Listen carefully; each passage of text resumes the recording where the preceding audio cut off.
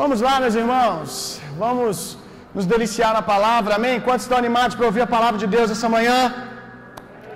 Nós estamos numa série de mensagens, abaixa para mim, gente, o retorno, pode deixar quase zerado. Nós estamos numa série de mensagens que nós começamos há 3 semanas com o tema Aposentando-se aos 30. E nós estamos falando de uma aposentadoria que não é uma aposentadoria que você entra de acordo com uma idade, por serviços prestados à sociedade. Nós estamos falando de uma aposentadoria que não importa a sua idade, se você tem 10 anos, 30 anos, 50 anos, você pode e deve entrar nela agora. Nós estamos falando de uma aposentadoria que é um lugar em Deus. Todo cansaço, fadiga, desgaste, tudo isso é fruto da queda do homem. O homem antes da queda, ele não se cansava, ele não se fadigava. E esse cansaço, essa fadiga que o homem sente, é por pelo menos 3 coisas que foram abaladas na queda do homem. E nós estamos construindo isso desde a primeira semana. A primeira coisa que foi abalada na queda do homem é o nosso relacionamento com o tempo. A segunda coisa que nós falamos semana passada, dependência, desfrute da presença. E a terceira, que é o que nós vamos falar hoje, é a identidade do homem.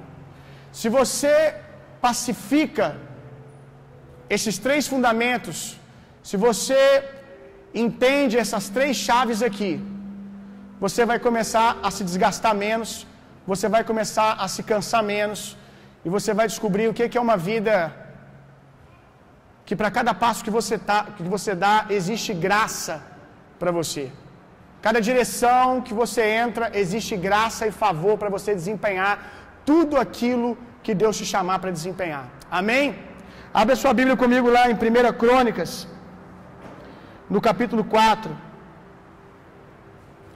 1 Crônicas, capítulo 4.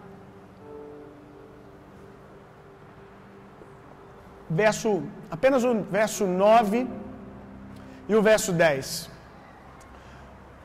Quantos sabem que a palavra impossibilidade para o homem no Éden não significava absolutamente nada? A palavra impossibilidade, impossível, para o homem antes da queda, não significava absolutamente nada, não fazia sentido algum. Porque o homem tinha uma revelação clara de que ele era imagem e semelhança de Deus. O homem tinha uma revelação clara de que ele era filho de Deus. Uma revelação clara que a natureza de Deus estava nele. Portanto, se eu tenho a natureza de Deus, eu posso fazer qualquer coisa. Essa era a consciência de justiça que o homem no Éden andava. Antes da queda, você vai ver que qualquer orientação que Deus desse ao homem, por mais absurda que ela parecesse, como por exemplo dar nome a todos os animais, isso é algo impossível naturalmente falando. Você não vê o homem perguntar como, você não vê o homem prestar nenhum tipo de resistência, ele simplesmente vai e faz, porque ele tinha consciência da natureza de Deus. Depois da queda, você vê que o homem começa a entrar nesse colapso. Quem eu sou aceito por Deus ou não? Você vê que a primeira reação do homem pós a queda é se esconder de Deus. Alguém com quem ele tinha uma amizade plena, um relacionamento pleno, ele se esconde numa dúvida se seria aceito ou não, se seria recebido ou não. E todos esses complexos de inferioridade, síndromes de competitividade que nós às vezes temos uns com os outros, todas essas crises, vergonha, medo, são frutos da queda.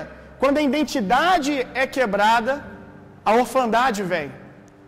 Quando a identidade, quando a revelação de paternidade, de aliança com Deus é quebrada, o espírito de orfandade chega.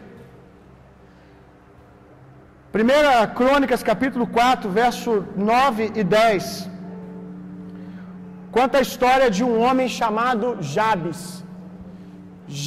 Jabes significa deserto, significa sequidão. Esse é um péssimo nome para você dar para o seu filho. Imagina só você crescer e você sempre ouvir esse tipo de maldição sendo dita na boca das pessoas ao seu respeito. Jabes significa deserto, sequidão. Deserto, vem aqui. Sequidão, vem aqui. Sequidão, vai na padaria para mim. Deserto, vai deitar. Deserto, vem tomar café. Sequidão. Imagina só. A identidade de uma criança, ela é formada de maneira mais intensa até 6, 7 anos de idade. Imagina até 6, 7 anos de idade você ficar ouvindo constantemente que você é deserto. Quantos sabem que palavra tem poder? Quantos sabem que palavras constroem mundos? Palavras constroem mundos, constroem ambientes. E esse cara aqui tinha todos os motivos para ser aquilo que as pessoas estavam dizendo a respeito dele. Porque não era qualquer pessoa que estava dizendo. Quem estava dizendo aqui é o pai que deveria dar destino para o propósito de Deus. É a mãe. Aqueles que deveriam proteger estão dizendo: você é seco, você é deserto. Então você concorda que esse cara tinha todos os motivos para dar errado, sim ou não? Mas olha como continua. E foi Jabes, sequidão, deserto, mais ilustre do que seus irmãos. Uau! O que aconteceu aqui, meu irmão? O que aconteceu aqui que mudou a vida desse cara para sempre? Do que as pessoas te chamaram até aqui? Talvez o seu nome é um bom nome e não carrega um peso como esse na sua tradução. Mas talvez o apelido que a vida te deu é perdedor. Talvez o apelido que a vida te deu é abandonado. Talvez o apelido que a vida te deu é fraco, o menor, o segundo. Porque ambientes falam, meu irmão. O ambiente que você nasceu, o contexto que você cresceu, dizia o que sobre você? A Bíblia diz que há muitas vozes no mundo e nenhuma delas é sem sentido. O mundo está falando alguma coisa o tempo todo. Os ambientes estão falando o tempo todo. O que o ambiente que você cresceu, as experiências que você viveu, disseram sobre você. Mas Jabes, mesmo tendo crescido nesse ambiente de sequidão, de deserto, aqui diz: Jabes foi mais ilustre do que seus irmãos. E sua mãe chamou o seu nome de Jabes, dizendo: porque com dores eu dei à luz. Alguma coisa aconteceu no parto de Jabes, ou talvez no período da gestação. Talvez algo físico, talvez foi um parto muito sofrido, ou talvez algo emocional. Eu não sei qual o contexto que a mãe de Jabes estava vivendo para poder vomitar sobre Jabes todo o sofrimento, toda a dor dela, e ela dá esse nome de sequidão porque ela sentiu alguma dor nesse processo. E muitos de nós, muitos de vocês aqui, já se pegaram questionando: por que eu tenho que passar por isso? Por que eu tenho que pagar a conta do meu pai? Por que eu tenho que pagar a conta da minha mãe? Eu contei que hoje de manhã que cavalo ferido, cavalo machucado dá coice, né? Geralmente o cavalo que costuma dar coice, que é agressivo, ele foi agredido. E ele faz isso numa tentativa de se proteger. Falando em nomes que profetizam coisas indevidas, quando eu era menino, tinha uns 14 anos, eu sempre andei muito a cavalo, e eu fui andar a cavalo com o meu pai, e me deram uma égua para me montar, e se eu entendesse um pouco na época sobre o poder das palavras, talvez eu pensasse 2 vezes ou orasse mais, porque o nome da égua era Macumba. Não é um bom nome para um cavalo, viu, gente? Jabes cresceu a vida inteira ouvindo que ele era seco. a eguinha ali cresceu ouvindo que ela era macumbada. E essa égua dava muito coice, até mordia. Mas no dia só tinha esse cavalo para ir. Essa égua, eu fui e andei de cavalo até um determinado lugar. Quando eu cheguei lá, comi, lanchei, na hora de ir embora, eu sabendo que a macumbinha dava coice, né? Aí eu peguei assim, dei mó volta. Imagina que a anca dela, para quem não sabe o que é anca é bunda, ok? É porque, gente, cavalo a gente chama de anca, tá ok? A anca tá aqui e eu sabendo, falei assim, deixa eu ver o tamanhozinho da perna dela, daqui dá para escapar, né? A Bíblia diz que você tem que fugir da aparência do mal, irmão. Não pode dar mole pro diabo. E aí eu fui andando, dando a volta, poxa, eu vigiei, irmão. Não sei o que aconteceu. Dei algum vacilo em algum lugar, falta de oração.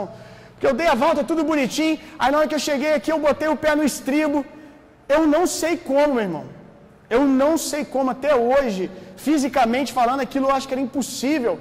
Ou então ela tinha que ser contorcionista, atleta olímpica, não sei, meu irmão. Porque ela conseguiu me buscar, cara. Na hora que eu botei o pé no estribo, eu não sei como a perna dela me buscou lá do lado, meu irmão. Tomei um coice, eu fui a uns 2 metros de distância. Fiquei meio que apagado, com falta de ar no chão. E as pessoas perguntando se eu estava bem. E eu queria responder que eu estava bem. Mas não conseguia respirar, não conseguia falar nada. Então, na verdade, eu não estava bem. O negócio foi meio complexo. E eu nem sei porque que eu estou contando isso. De manhã também eu contei, mas aí eu falei, como eu falei de manhã e não teve nada a ver, né, e os cultos eu prometo que é tudo igual, então eu vou fazer essa parte nada a ver nesse também. Mas pensa aí que ela deve ter sido ferida por alguém para poder ser assim. E Jabes tinha todos os motivos para dar coice, meu irmão. Porque alguém foi ferido e deu coice nele. E eu sei que você acha isso injusto. Pagar o preço de alguém, ser ferido porque sua mãe cresceu num contexto cultural, onde ela foi ferida e ela fere também, o seu pai fere também. Mas a verdade é que todo homem caído, ele vai ferir, e mesmo que ele não venha ferir, ele carrega a natureza da queda, meu irmão. Todo homem caído carrega a natureza da queda. Vamos continuar lendo aqui, só para a gente não ter que voltar aqui daqui a pouco. E a gente segue. Porque Jabes invocou. Opa, olha aqui. Por que ele era o mais ilustre, mesmo tendo esse nome? Porque Jabes invocou o Deus de Israel, dizendo: se me abençoarem muitíssimo, e meus termos ampliares, e a tua mão for comigo, e fizeres que do mal não seja afligido, e Deus lhe concedeu o que ele tinha pedido. Uau!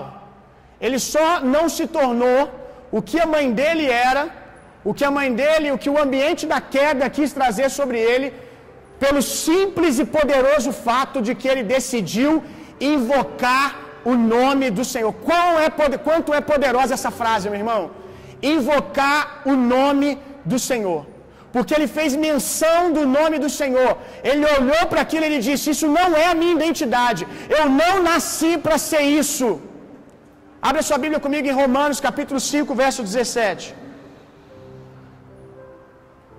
Tem uma série de mensagens apenas sobre nossa identidade em Jesus, que é baseada em Romanos 5,17. Se eu fosse você, estudava ela em casa. Está no YouTube, está no podcast, que se chama Para Quem Deseja Reinar. Olha essa declaração. Porque se pela ofensa de um só a morte reinou por meio desse, por causa da queda de Adão, a morte reinou sobre todos. Ainda que você tenha tido o privilégio de ter um pai que sabia falar corretamente, que profetizava corretamente sobre a sua vida, o ambiente do mundo vai sempre querer perverter sua identidade e trazer orfandade sobre você. O mundo jaz no maligno. Esse sistema caído vai sempre tentar impregnar em você essa orfandade. E se você ainda não teve um bom pai para fazer isso por você, uma boa mãe, com certeza você carrega um pouco mais de trauma do que algumas outras pessoas. Por quê? Porque a morte reinou por meio do primeiro Adão na queda. Aí você diz: mas isso é injustiça, pastor. Poxa, por que eu tenho que pagar o preço? Por que eu tenho que pagar o preço do pecado do primeiro Adão? Ou porque eu tenho que pagar o preço do que a minha mãe fez, do que o meu pai fez? Isso não é justo. De fato, isso não é justo. E Deus concorda com isso. Deus não concordou com esse cenário ao ponto de tomar o meu lugar e o seu lugar e morrer para que isso fosse colocado, para que as coisas fossem colocadas no lugar. Deus também não achou correto você pagar o preço pelo pecado do primeiro Adão. Ainda que as coisas fossem assim, Deus não achou que esse era o correto. Deus não achou que o correto era você pagar o preço pelo seu pai, pela sua mãe, pagar o preço. Você não escolheu a família que você nasceu, eu sei disso. E por isso Deus decidiu te levar a nascer de novo. Vamos continuar o texto. Você não precisa mais ficar refém do seu primeiro nascimento. Guarde isso que eu vou te dizer agora. O seu primeiro nascimento te colocou vulnerável no mundo. O segundo te apoderou para reinar, meu irmão. O seu primeiro nascimento te colocou vulnerável no mundo. Mas o seu segundo nascimento te colocou para reinar. Eu vou dizer mais uma vez. O seu primeiro nascimento te colocou vulnerável no mundo. Vulnerável às consequências do pecado. Vulnerável às consequências da queda. Mas o segundo nascimento te colocou de volta ao mundo para reinar em vida.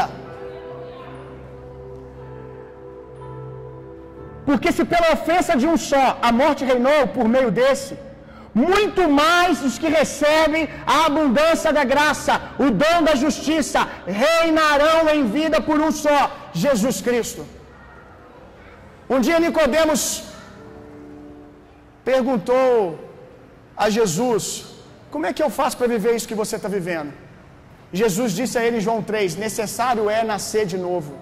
Se você nascer de novo, você vai viver os frutos do reino de Deus. Se você nascer de novo, você vai reinar. E todos vocês aqui, ou a grande maioria, nasceram de novo. Só que você invocou o nome do Senhor uma vez, quando você ergueu a sua mão na igreja, quando você creu no seu coração em Jesus. E quando você fez isso, de dentro para fora, tudo começou a mudar. Você se tornou um novo homem. Só que muitos de nós invocamos o nome do Senhor quanto a nascer espiritualmente, mas não entendemos o poder e a importância de invocar o nome do Senhor na sua mente todos os dias. Você precisa invocar o nome do Senhor na sua mente, trazendo seus pensamentos cativos à mente de Cristo, dizendo para você mesmo todos os dias: eu faço menção do nome do Senhor. Eu não sou o que o meu primeiro nascimento disse sobre mim. Eu não sou a sequidão e o deserto a qual as circunstâncias lá atrás diziam ao meu respeito. Eu sou o que a Bíblia diz que eu sou. Eu sou um filho de Deus chamado para reinar em vida.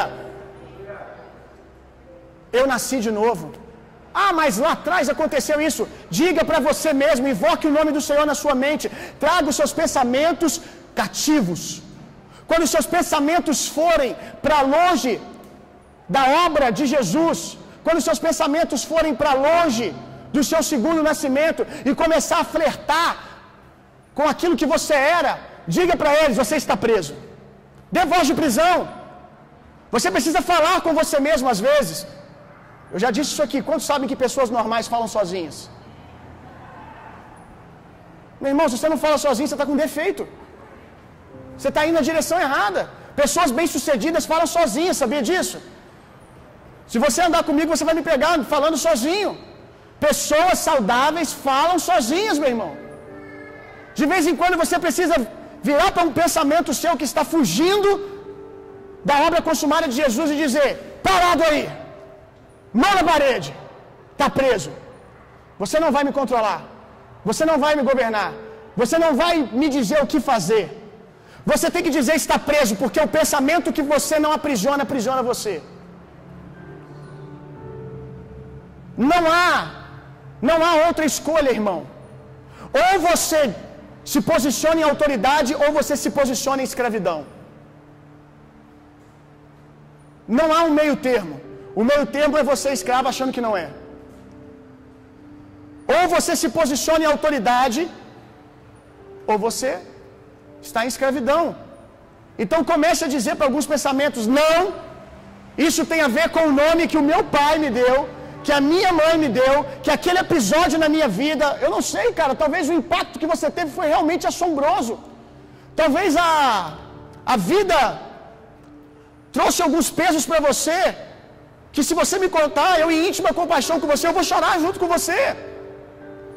Mas não pense que eu vou permanecer chorando. Em algum momento eu vou te dizer: eu tenho uma história para te contar, você nasceu de novo, vamos lá, meu irmão. Talvez o nome que você carrega é fruto desse impacto, de uma ferida que você recebeu da vida, de uma circunstância que você passou.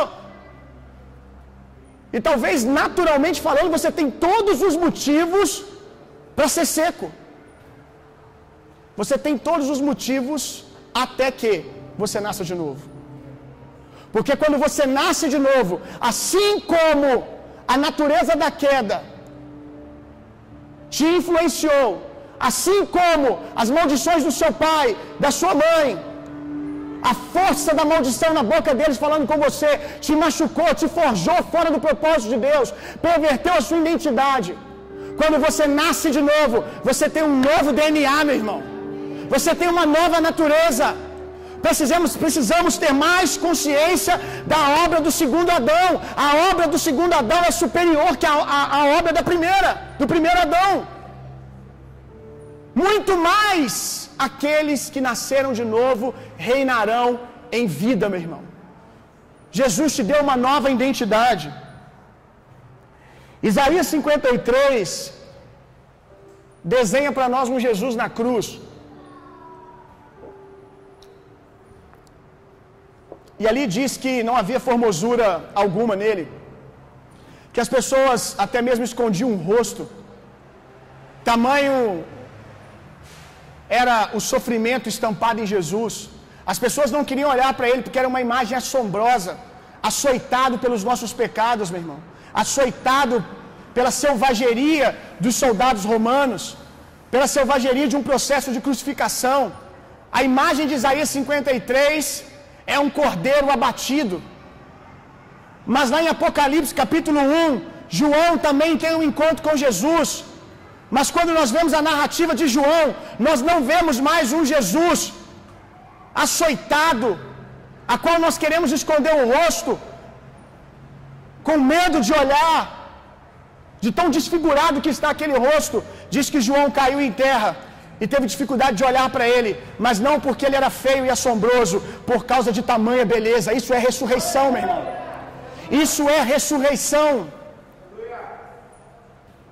Nós nos relacionamos hoje com um Jesus ressurreto. Nós somos imagem e semelhança do Jesus de Apocalipse capítulo 1, de beleza, que João usa pedras preciosas para poder tentar nos explicar o que ele está vendo, meu irmão. Ele tenta elucidar para nós, por meio de pedras preciosas, o tamanho do brilho, a beleza.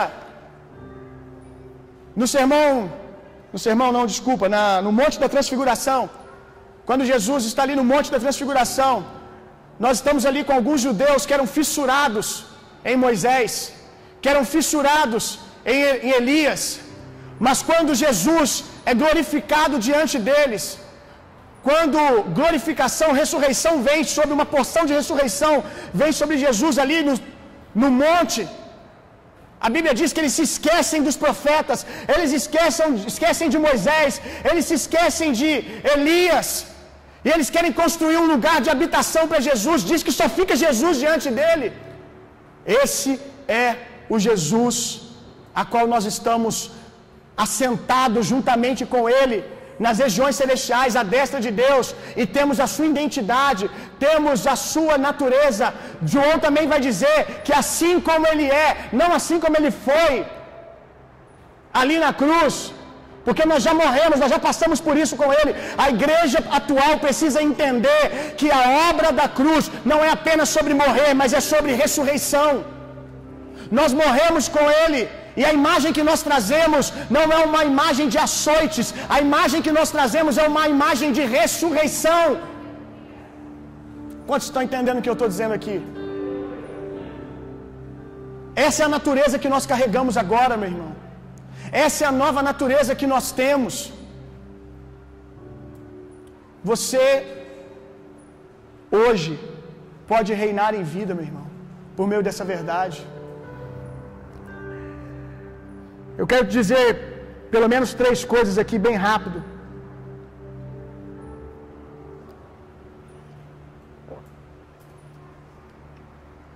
Sobre identidade. Sobre ser você. Não só ser imagem e semelhança de Jesus, mas ser imagem e semelhança de Jesus com o formato, com a parte do corpo que Ele chamou você para ser. Faz sentido? Deu para entender? Porque apesar de sermos imagem e semelhança, amém?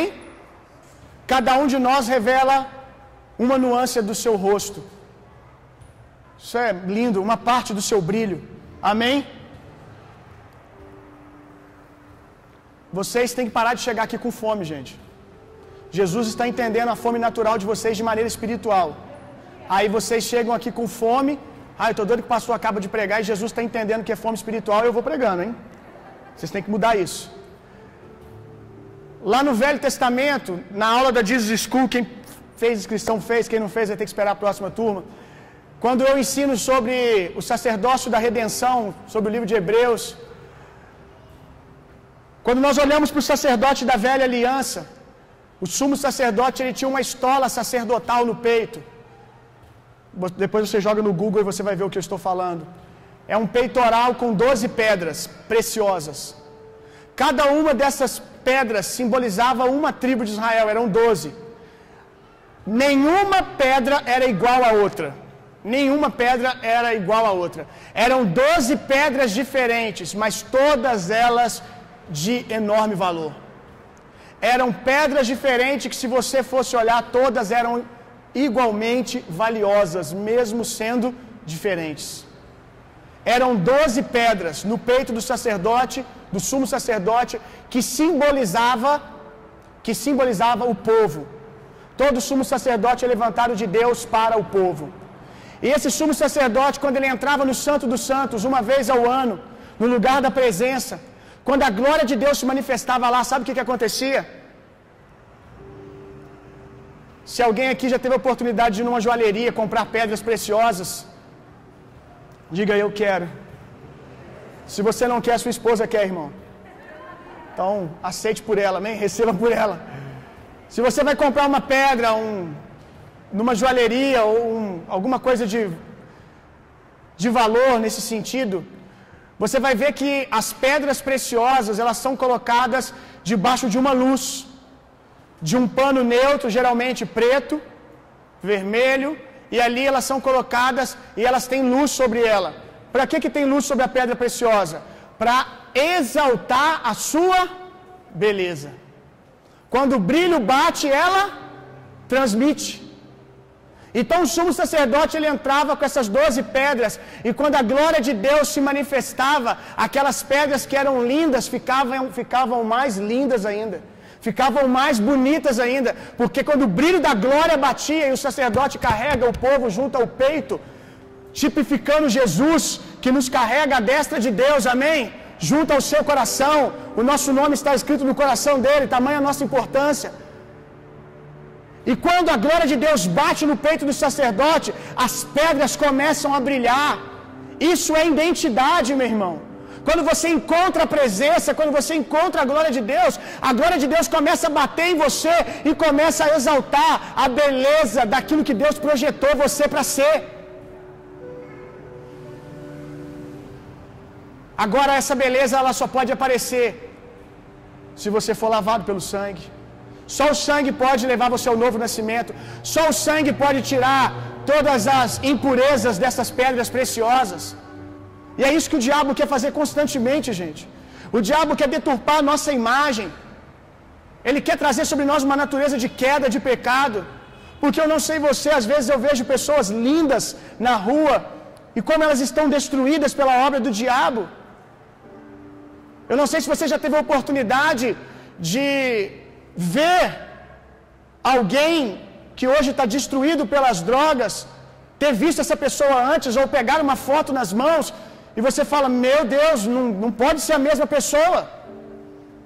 E o diabo tenta sujar essas pedras, ele tenta danificar para que essas pedras não reflitam a glória de Deus, porque a criação aguarda a manifestação dos filhos de Deus. O diabo sabe que os filhos de Deus na terra, transmitindo a glória de Deus, eles trazem um caos para o inferno, meu irmão. O diabo sabe o dano que é um homem que sabe que nasceu de novo, amém? O diabo sabe o dano que é para o inferno um homem que sabe que nasceu de novo, meu irmão. Aleluia, isso merecia que você desse glória a Deus, meu irmão. Isso é muito lindo. Então ele tenta manchar essas pedras, dando o nome de Jabes. Ele tenta dizer algumas coisas ao seu respeito, para tentar que você nunca revele a glória de Deus.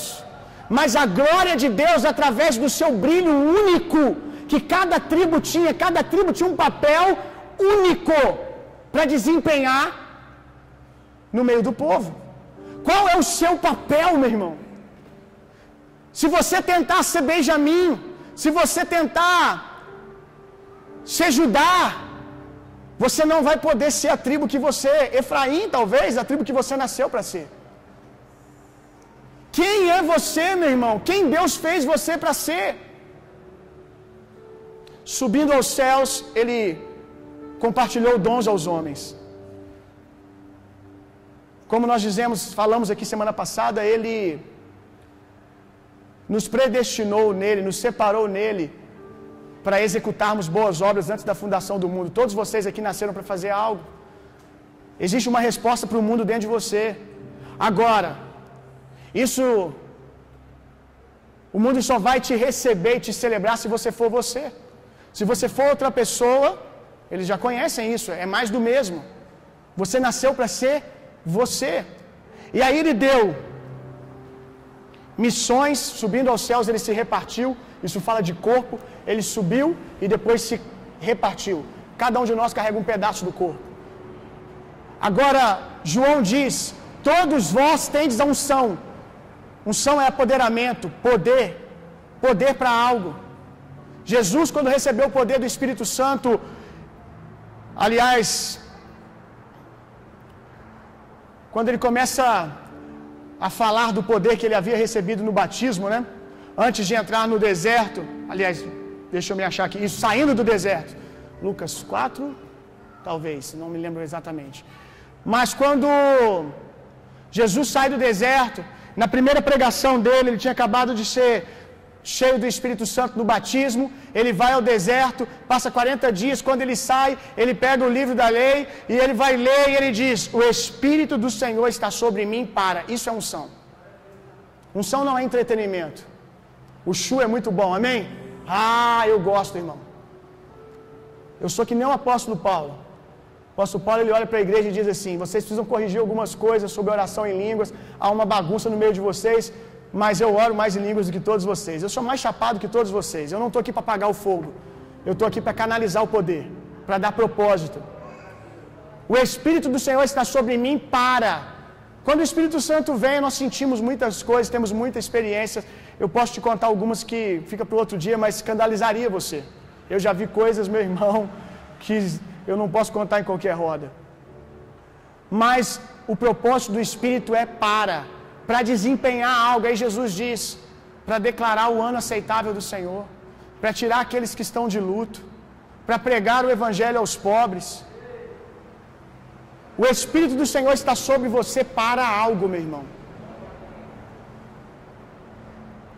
Todos vós tendes a unção de Jesus, amém? Todos vocês têm uma unção que nasceu de novo, tem um poder. Agora entenda que a unção ela é como uma roupa que veste você, não outra pessoa.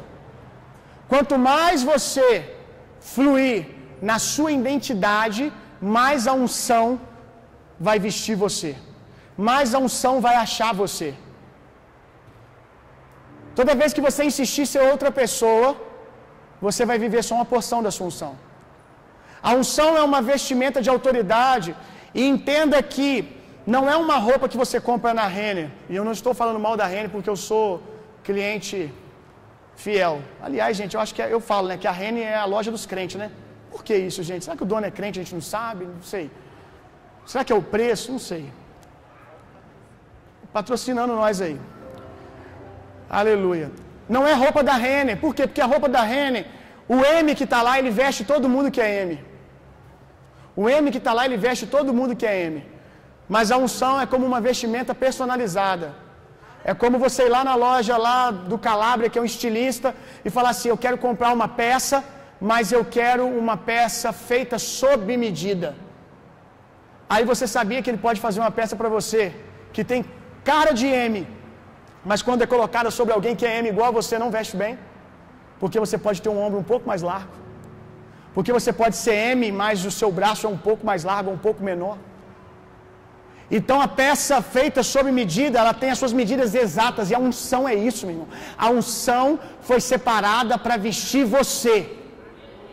Você. A unção tem o seu número. Quanto mais você entra na sua identidade, mais a unção encaixa em você, meu irmão. E na hora que encaixa, meu amigo, aleluia, é bom demais, meu irmão.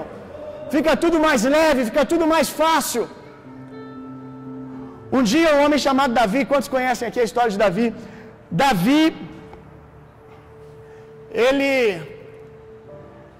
decidiu encarar um gigante chamado Golias.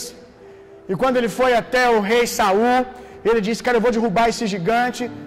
E Saul olhou para ele e falou assim: tudo bem, mas deixa eu te botar uma armadura, deixa eu trazer uma unção sobre você. A armadura era a armadura de Saul, tinha as medidas de Saul. E não há nada de errado na armadura, gente. A armadura do outro é uma bênção, mas é uma bênção no outro, amém? Aquela armadura já tinha livrado Saul inúmeras vezes. A armadura, ela era boa. Não tinha algo. O problema não era a armadura, é que ela tinha as medidas de Saul. Mas Saul, na melhor das intenções, e muitas pessoas É porque eu estava quase orando em língua, gente. Saul e as pessoas, às vezes, na melhor das intenções, querem nos vestir com aquilo que deu certo para elas. É nós que temos que entender o poder de uma palavrinha chamada não. Só que o mundo está tão vitimista hoje, né? Que você não pode dizer não, que você já é tido como arrogante, orgulhoso e mais um monte de coisas. Você precisa aprender a dizer não. De vez em quando você tem que dizer não. E você pode fazer isso de maneira educada, amém? Você pode dizer não. Não estou dizendo que isso é ruim. Eu estou dizendo que é para você, amém? Gente, é tão simples. É a gente que complica. Eu não estou, só que a gente tem mania de ser grosseiro. Aí a gente. E outra, né? A imaturidade escondida na gente, a gente quer dizer não já se orgulhando. Quantos entenderam o que eu estou dizendo? Já se orgulhando, porque eu sou diferentão, tal, como se eu já fosse melhor do que você, porque a minha armadura é outra. Não! Você vai dizer: não, isso é muito bom, irmão, mas isso é para você. Isso não me veste, não me cai bem. Davi ainda tentou, como alguns de nós já tentamos algumas vezes. Você bota a armadura, você começa a andar e ela está pesada, só que para Saul não era. Por quê? Porque Saul tinha graça para carregar aquela armadura e você tem graça para carregar a sua.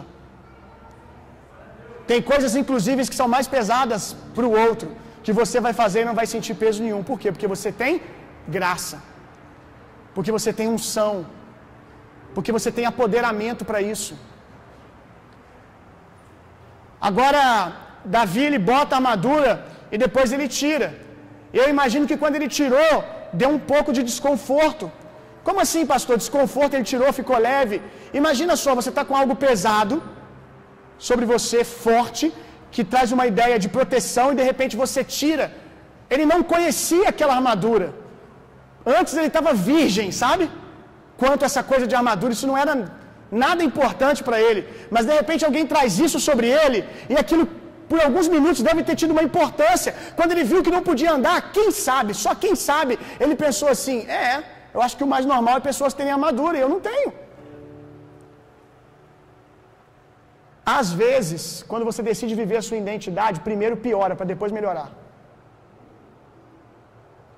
Porque você passou tanto tempo sendo outra pessoa, que quando você começa a ser quem você nasceu para ser, você ainda tem algum desconforto, mas você tem paz no seu coração.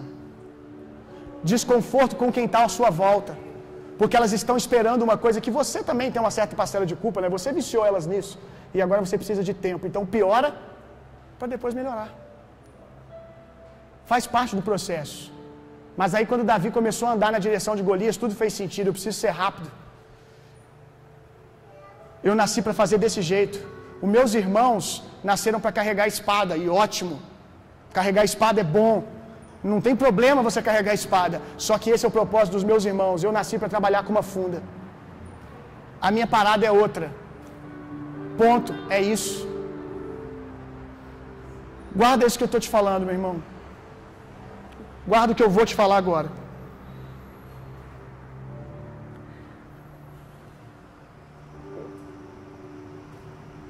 É preciso ter coragem para ser quem você nasceu para ser. É preciso ter coragem para ser quem você nasceu para ser. É preciso de coragem para dizer para alguém, mesmo aquilo fazendo todo sentido. Meu Deus, quantas coisas que faziam muito sentido e eu disse não, irmão. Você não faz ideia. Aqueles que me conhecem há mais tempo sabem que eu tive a oportunidade de começar a rodar o Brasil, e se eu tivesse continuado, eu estava rodando até agora. Eu sentei nas mesas mais incríveis que você pode imaginar, com as pessoas mais incríveis que você pode imaginar, até que eu olhei e falei, opa, acabou. Isso não me veste mais. Deus está me transicionando para uma outra coisa, para vir começar uma igreja com 20 pessoas. Não faz sentido quando os que caminham comigo me vêm dizer não, e eles sabem do que eu estou falando. Um exemplo aqui. O ano passado, aqueles que estão aqui um pouquinho mais de tempo sabem que eu contei esse testemunho. Eu recebi uma ligação do Teófilo Hayashi para poder sentar com ele numa mentoria durante um ano. Meu Deus, nem nos meus melhores sonhos eu desejava um trem desse, meu irmão. O Theo é uma referência para mim, é um baita homem de Deus, para mim andar com ele numa mesa com, era 20, não sei, não lembro agora, acho que era isso, né? 20, 30 pastores, que ele selecionou no Brasil. O cara nunca me mandou uma mensagem no inbox, a gente tinha amigos em comum, mas nunca a gente conversou sobre nada. Sobre nada. E de repente eu recebo uma chamada. O coração já disparou, eu falei, o que eu fiz? Devo ter pecado. O que está acontecendo? E quando ele me falou, na hora, a minha alma disse sim, vou para cima. Uau! Uau, cara! E ele, olha, a gente olhou para o Brasil, a gente escolheu, a gente viu moveres que Deus está fazendo no Brasil, e eu fiquei sabendo, conversei com algumas pessoas do que Deus está fazendo em Juiz de Fora por meio da sua igreja, e eu quero que você venha caminhar aqui comigo durante um ano sendo treinado. A gente vai trazer os grandes homens de Deus para falar na vida de vocês. Os meus mentores dos Estados Unidos vão estar na mesa. Ah, meu irmão, já desliguei o telefone, cadê a mala? Já arruma tudo. Na hora que eu virei na esquina, o Espírito Santo falou, não. E não tem nada de errado nessa mesa. Essa mesa é maravilhosa, meu irmão. Quem sabe o ano que vem, eu falei com ele, Theo, pensa num não difícil de falar, irmão. Que o Espírito está falando não e a alma está gritando, você está ficando maluco. E eu virei para ele e falei assim, Theo, eu preciso terminar uma mesa que eu estou agora. Eu estou construindo algo com a minha equipe, com a minha igreja, que não me permite fazer essas viagens agora. Eu agradeço demais, cara. Eu agradeço demais, mas por isso, eu não vou. Dessa vez. Espero que você me chame uma outra vez. Eu estou orando por isso em nome de Jesus, amém. Tomara que ele assista esse vídeo. Theo me chama ano que vem. Quem sabe Jesus deixa eu ir. Mas eu ouvi claramente o Espírito falar. Não. E não é porque a mesa não era boa, é maravilhosa. Eu fiquei com água na boca. Era não para mim. E como valeu a pena, meu irmão. Porque eu entrei e tenho aprendido a entrar debaixo da minha roupagem, da minha esfera, da minha unção. Como lugares no Brasil que eles sabem que eu já disse não vou. Por quê? Porque não é minha esfera agora. A minha esfera agora é aqui. Quando você conhece que você é um filho de Deus, o próximo passo é saber para que esse filho de Deus nasceu. Qual é o meu propósito? Amém, irmãos? É preciso de coragem, meu irmão, e de dependência de Deus. Porque às vezes Deus fala para você tirar a armadura e não te diz nada sobre sobre o que vai acontecer. Ele simplesmente diz, creia somente.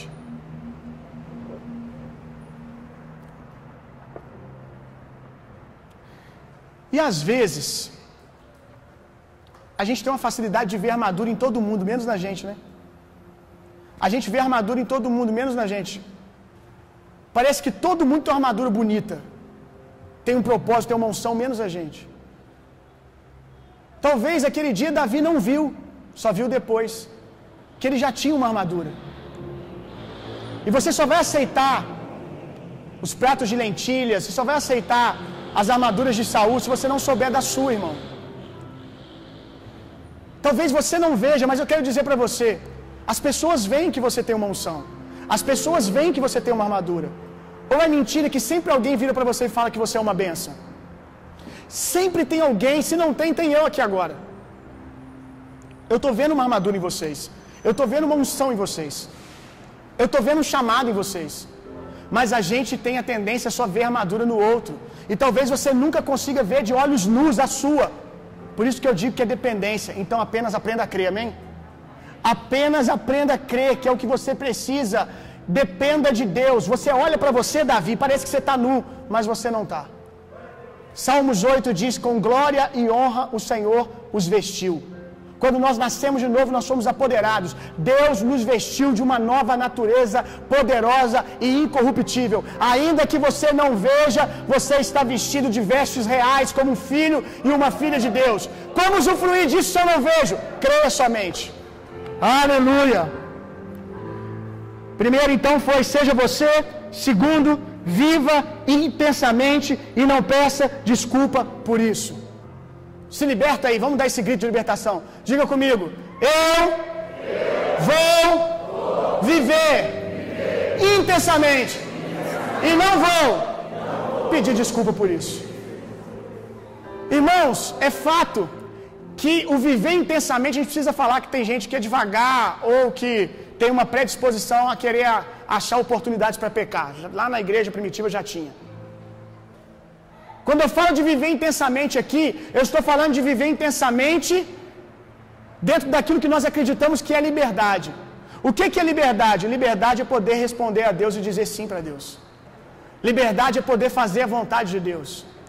Então, quando eu digo sobre viver intensamente, é viver dentro dessa esfera. É ser você intensamente. Quando eu fiz 30 anos, 31 agora, foi uma das primeiras coisas que Jesus falou comigo quando eu acordei. Eu estava dirigindo, escutando música na maior altura, celebrando meu aniversário, e o Espírito Santo disse para mim: viva intensamente, meu camarada. Seja intenso em ser quem você nasceu para ser. Às vezes as pessoas vão ficar incomodadas com isso, porque as pessoas estão formatadas e querem formatar todo mundo, querem que todo mundo seja igual a eles. Todo mundo quer que o Winton, que o João, que o Andrei, que o Guto sejam iguais a eles. Decida, meu irmão, viver respeitando a todos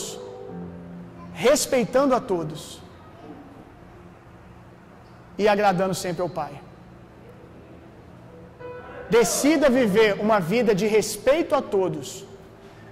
Tem uma regra de etiqueta escondida na declaração: se depender de você, tenha paz com todos. Isso é etiqueta, meu irmão. Olha que coisa linda. Se depender de você, respeite a todo mundo. De vez em quando, a gente tem que abaixar um pouco para poder servir. Agora não é sobre ser castrado, é sobre se deixar ser circuncidado, tirar só o que sobra quando necessário. Agora o mundo, ele não quer circuncidar você. O mundo quer castrar você. Ele quer impedir você de ser quem você nasceu para ser.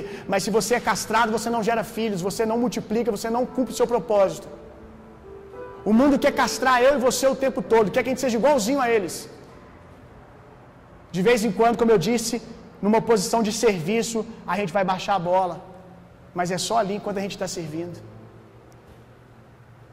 Mas a gente não vai deixar de ser a gente. Não vamos nos deixar ser castrado, meu irmão. Viva intensamente, meu irmão, correspondendo ao céu. Jesus disse: tudo que eu faço porque eu vi o Pai fazer. Tudo que eu estou fazendo aqui, eu faço porque eu vi o Pai fazer. E quantos sabem que Jesus desagradou algumas pessoas às vezes? Ele não fazia isso porque ele acordava de manhã e dizia: hoje eu vou desagradar alguém. Hoje eu vou ser uma pessoa insuportável, sabe, uma pessoa chata.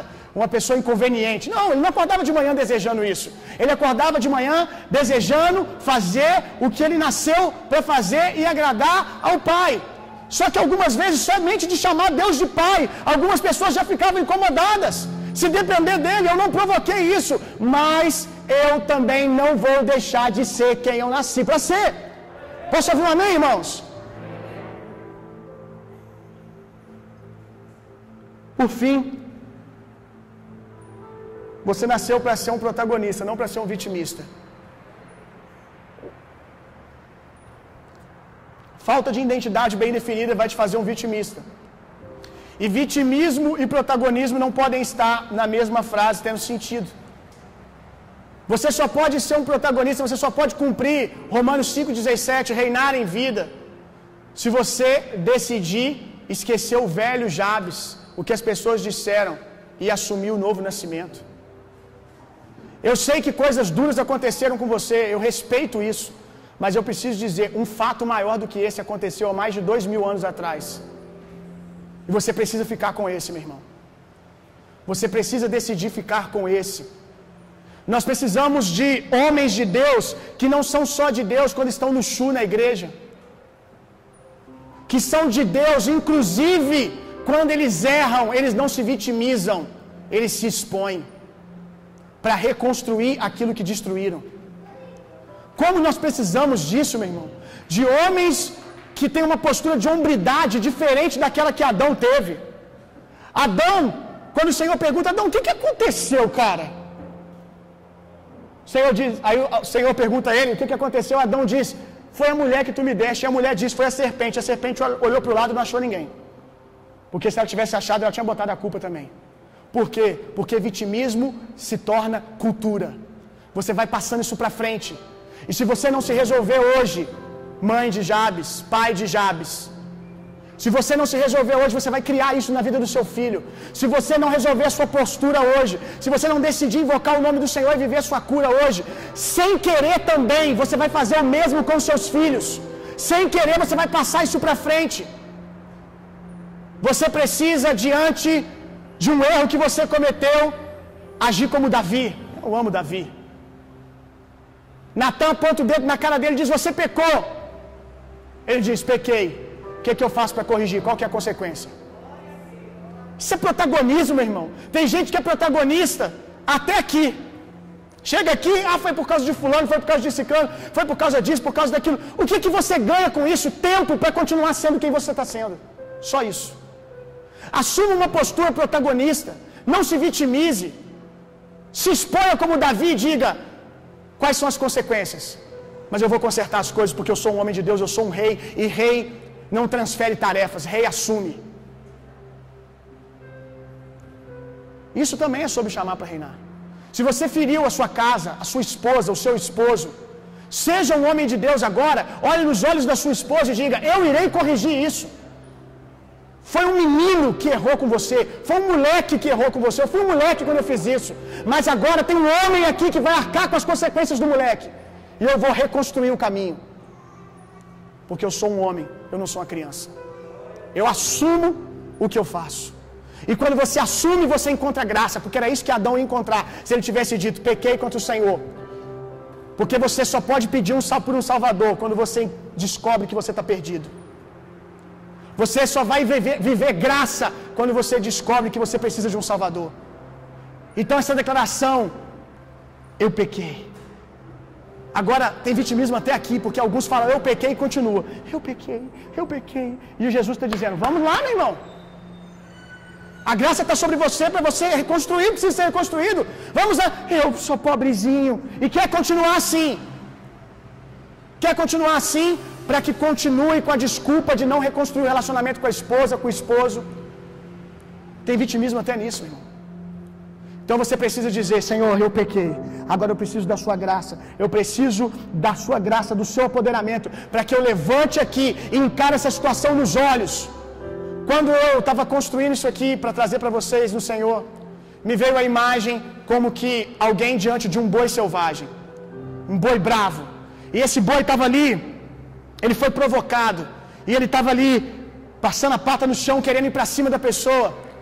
E eu não sei se você sabe, diante de um animal selvagem, a pior coisa que você pode fazer é virar as costas para ele.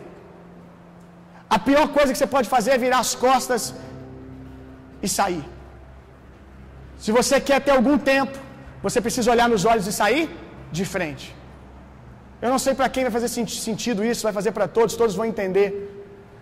Mas diante de alguns momentos onde você se encara com bestas selvagens, que talvez foram até provocadas por você, você precisa aprender a não virar as costas como se nada tivesse acontecido. Você precisa sair de frente, olhando nos olhos. E eu oro para que você, no nome de Jesus, faça melhor que isso, para que de vez em quando você se aproprie do poder de Deus e vá lá e pegue o boi pelo chifre e torça ele. Que você não se acovarde virando as costas, meu irmão. Que você tenha uma postura de protagonista. Abra sua Bíblia comigo, pode colocar de pé no seu lugar, eu quero ler esse texto com você.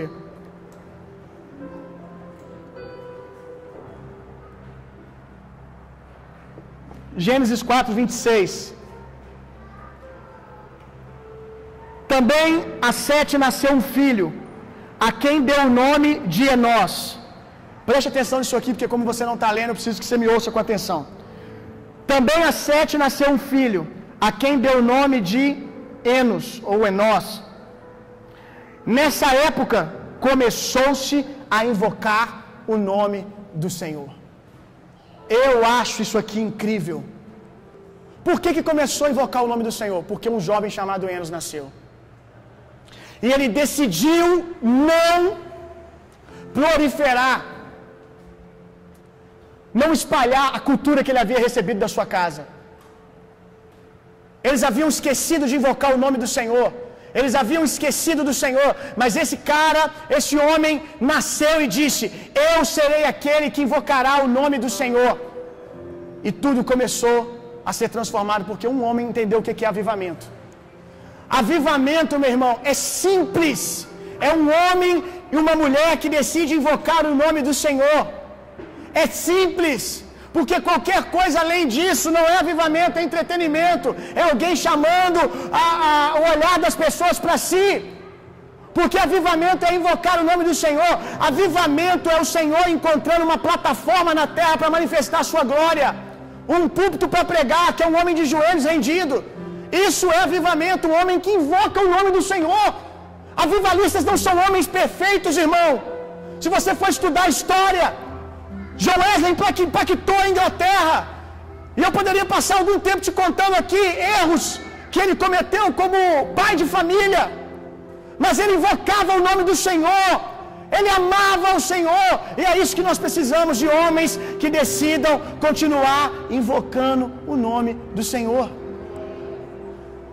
A vida de Jabes mudou porque ele invocou o nome do Senhor. E você vai fazer o quê, irmão? Eu quero te convidar por alguns segundos a invocar o nome do Senhor. Quem sabe é essa virada que nós estamos falando na sua vida. Invoque o nome do Senhor. Invoque o nome do Senhor. A sua descendência pode ser totalmente transformada só por causa disso. Tudo pode mudar a partir de você, porque a partir de você uma nova natureza está fluindo, um novo rio está sendo liberado.